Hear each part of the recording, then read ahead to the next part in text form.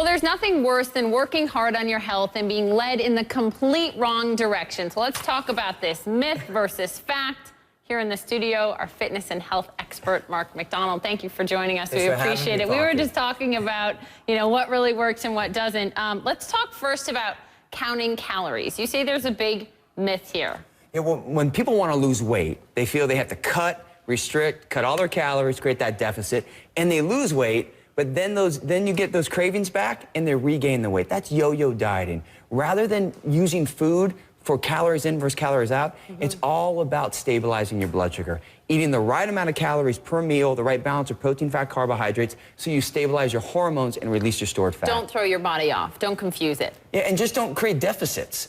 Everyone thinks, like, when is a deficit ever a good thing? So when people, not for our economy. No, so when people want to diet, they think they'll just cut. They get results and then they rebound. Right. We have to shift how we look at food. What about eating before bed? Because we've always heard, like, eat small meals and then eat dinner many hours before you go to bed. I've heard that you can't eat past 8 p.m. since I was a kid, and that is totally wrong. The reality is this: if you never spike your blood sugar, you don't eat too much, you can't store fat, so you should eat before bed. Think of a baby. A baby feeds every 3 to 4 hours. They eat a balance of protein, fat, carbs, and breast milk, and they eat a certain amount of calories per meal. They eat before bed. We just have to eat the right thing before bed. So you can eat before bed. It keeps your blood sugar balanced, makes your body burn fat. Do you know what I ate before bed last? What? Gummy bears. Yeah. Well, that's probably...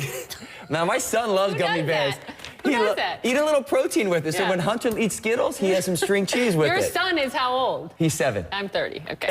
Okay. All right. Also, I had heard this, and is this a myth too? Do your cardio before your strength training. Does that really matter? It matters. You don't want to do your cardio before your strength training. It takes your body about 20 minutes to really start burning fat. So by simply doing your strength training like Pilates, first you will burn sugar, and then you will burn probably 30 to 40% more fat with that fat burning, doing the same type of activity. Or you could do cardio and strength together. I've been doing those with those kettlebell swings. Yes, you can do a whole hybrid of it. But many people like to walk on the treadmill for 30 minutes, then they do strength training. Switch that up, you're going to burn much more fat. And I think a lot of women can't lift weights because I'm going to get too big. It's not the case. 1 pound of fat is 3 times larger than 1 pound of muscle. Muscle's your friend. It controls your metabolism. When people get bulky, it's because they put on muscle and they don't lose fat. If you eat right and you actually implement the right exercise, you get tighter and leaner. What about exercising on an empty stomach? Good idea? Bad idea. When your blood sugar's unstable, your body burns muscle whenever the blood sugar's low. So get a balanced meal in. It could be like a half meal, something to fuel your body, and that will help you burn fat and not muscle. Spot reduce. You can't say, I would like my arms to be much smaller, but keep my legs the way they are. You can't do that. I mean, it's going to come across the board. In a perfect world, you could, but it's not a reality of it. You start losing in your face, then your neck, then your limbs, and then you get your trouble areas.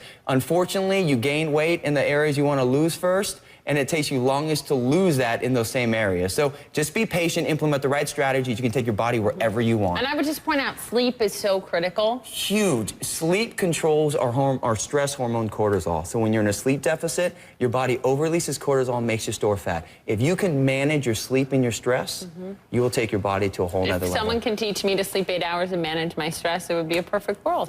Well, you don't have to sleep 8 hours. You just have to learn how to sleep right. We want to optimize your sleep. This is true. Thank you so much. Good to see you.